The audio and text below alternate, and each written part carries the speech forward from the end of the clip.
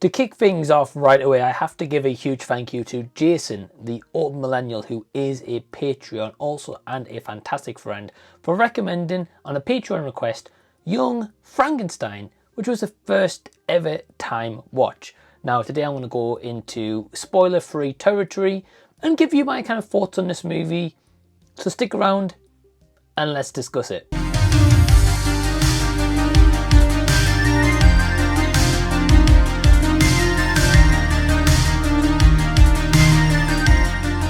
Hey everyone, what's going on? Welcome to the channel and thank you so much for taking your own time out to check out this review. This is directed by Mel Brooks, also written by him, but also co-written by Gene Wilder and Mary Shelley, and this was released in the year 1974.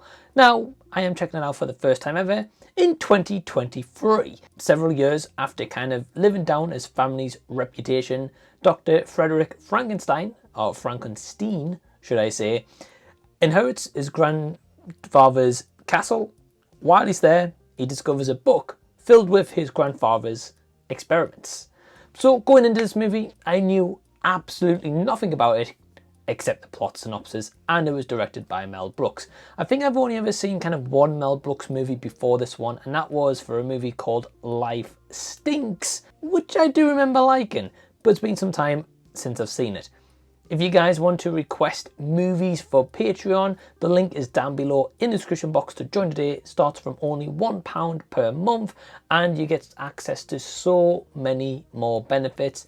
But let me go to a quick plug to tell you a little bit about that. I'd like to give a huge thank you to all my awesome patrons who help to really support the channel. If you want to join Patreon, shop merch, buy a copy of my debut book, you can find a link to that down below in the description box. And also, if you want to request a movie for me to watch, I do have a link to my PayPal where you can request this to be watched as a short and reviewed with a shout out, or you can request a long form review with a shout out, also link down below in the description box. Okay, so right away, let's dive into the positives of this movie. I will say it was really cool to explore another kind of black and white movie. I haven't seen a ton of them in my life, but the ones I have seen, I've enjoyed, or at least can appreciate, and this one is exactly in that same category. I appreciate this movie for being 1974. It was a huge hit at the box office, and I know this is a beloved movie by many people, so I can certainly respect that, and I can certainly respect that this was kind of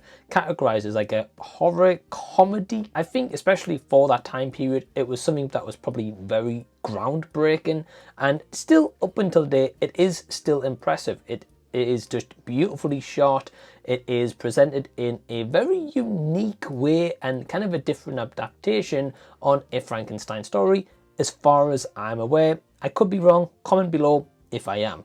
Yeah, so Gene Wilder is the star of this movie and he is great. It's Dr. Frederick Frankenstein, or Frankenstein, however you want to say his name. So I really like Gene Wilder. I think he is a fantastic actor, and once again he proves it here. But he does also have some other cast alongside him that helps him with that chemistry and helps in the acting department, because it is all great, including the likes of, say, like Madeline Kahn, Marty Feldman and Peter Boyle, just to name a few. I will have to say though, without a shadow of a doubt, my favourite character in this movie was Marty Feldman as Igor, and I thought he was just so funny. He had some great lines, he had some great moments, and the comedic moments and comedic timings throughout is done so well. It's on point and it's executed in a really good way. There were several times I had quite a few chuckles.